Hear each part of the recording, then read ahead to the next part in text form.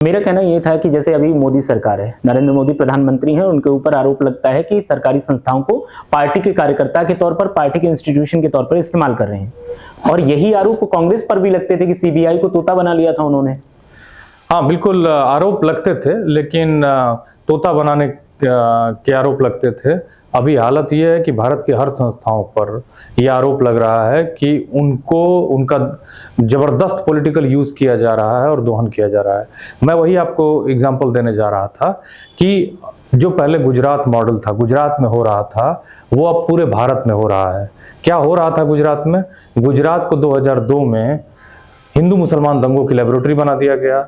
वहां प्रेस की फ्रीडम को कर्टेल किया गया, वहां अपने प्रिय प्रेस के लोगों को प्रमोट किया गया, वहां हर संस्थाओं को जो भी सरकार के लिए एक चुनौती थी, मतलब एक मुश्किल खड़ा कर सकती थी, उन सब संस्थाओं को अपने हिसाब से मैनेज कर लिया गया।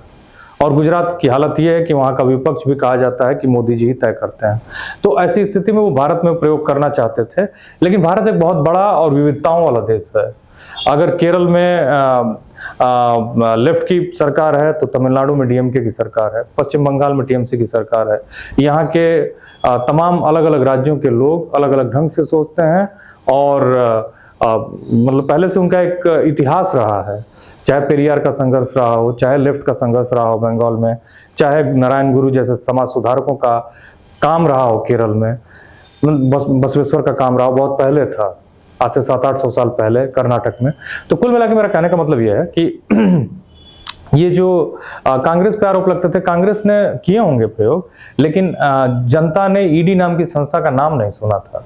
ईडी मतलब उसे हम इन्फोर्समेंट डायरेक्टरेट कहते हैं, और उसका काम था कि जितने भी मतलब मनी लॉन्ड्रिंग के केसेस होते थे उनको इन्वेस्टिगेट करना, उस पर काम करना, हेमा फेरा के जो कानून थे उसको देखना, उसको मतलब पैसों को कैसे भारत से बाहर ले जाया जा रहा है उन सबको देखना। लेकिन ईडी में चूंकि एक क्लास था कि इन्वेस्टिगेशन के दौरान आप अगर किसी भी चीज को एक्सेप्ट करते हैं, किसी भी करप्शन को, तो आप डायरेक्ट उस पर केस कर सकते हैं। इसी का दुरुपयोग करते हुए ईडी को एक वेपन बना लिया गया। अब तो उसको एक्सटॉर्शन डिपार्टमेंट कहा जाता है। एक मैं डेटा के साथ बात कर रहा हूँ, उसमें क्या है कि 7000 से ज्यादा केसेस ईडी ने इन्वेस्टिगेट किए हैं केवल 43 में। केवल 43 में मतलब फाइनल क्लोजर रिपोर्ट लगी है, जिसमें 3 में लोगों को बरी किया गया, 40 में सजा हुई है। मतलब देखा जाए तो लोग बताते हैं कि 0.56% के आसपास बस फाइनल रिपोर्ट आई है, मतलब इन्वेस्टिगेशन कंप्लीट हुई है।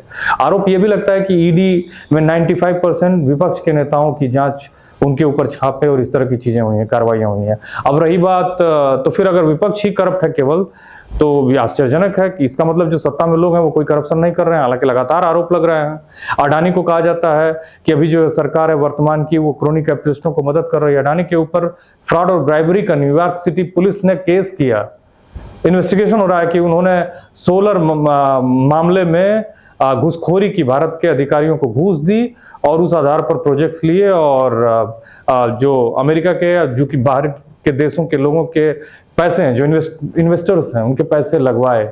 तो उसका आरोप है, उसकी इन्वेस्टिगेशन कर रहे हैं, उनके खिलाफ एफआईआर भी लॉन्च हो चुकी है। पिछले पार्लियामेंट सेशन में इस पर बवाल भी हुआ, हालांकि चर्चा नहीं हो पाई। इस तरह के गंभीर आरोप हैं। कांग्रेस के जमाने में भले सीबीआई पे आरोप लगता रहा हो, हालांकि कांग्रेस ने इस तरह से दुरुपयोग किसी संस्था का नहीं किया। ना ही ईडी के दुरुपयोग का ऊपर का आरोप लगा है, ना इनकम टैक्स का लगा है, ना ही और तरह की संस्थाओं का। तो जिस तरह का लगातार ईवीएम पर सवाल उठ रहे हैं, महाराष्ट्र में जो हुआ है, जो चुनाव में हुआ है, कि जिस तरह से मतलब कुछ मतलब करीब करीब हर विधानसभा में 5-6 हजार नए वोटर्स जोड़े गए हैं, और वो सारे वोट जो हैं बीजेपी को गए हैं। तो इस सवाल का जवाब नहीं दे पा रही है। राहुल गांधी ने लेख लिखा इंडियन एक्सप्रेस में, लगातार वो सवाल कर रहे हैं, विपक्ष के नेता सवाल कर रहे हैं। वही विपक्ष जो लोकसभा चुनाव में 4 जून 2024 को लोकसभा में एक तरफा जीत हासिल करता है, वो कुछ महीनों बाद विधानसभा के चुनाव में एक बुरी तरह से हार जाता है। क्या ये संभव है कि लोग एक तरफ एक पार्टी को जबरदस्त समर्थन देते हैं और दूसरी तरफ उसको एकदम डिसोन कर देते हैं? ये साफ साफ लगता है कि पूरा एक मैनेजमेंट है।